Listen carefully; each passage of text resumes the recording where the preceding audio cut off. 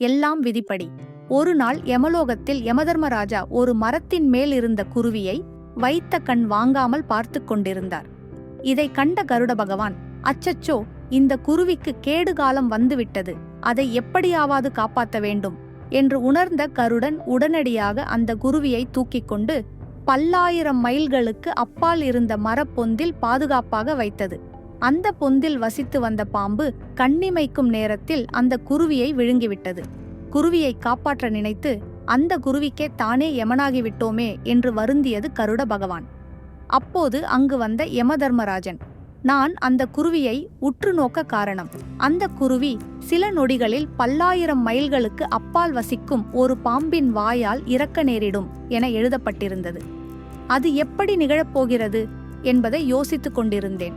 அதற்குள் விதிப்படியே நடந்துவிட்டது என்று கூறினார்.